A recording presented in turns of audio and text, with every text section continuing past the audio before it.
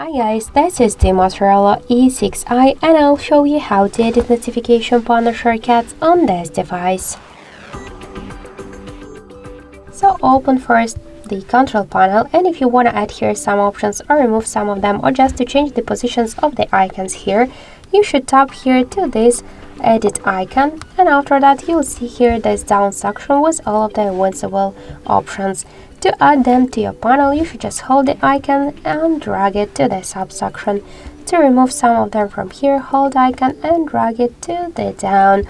And to change the positions of the icons here, you should just by the same way hold the icon and drag it. If you want to reset all of the changes, just tap on the three dots on the right upper corner and click to reset.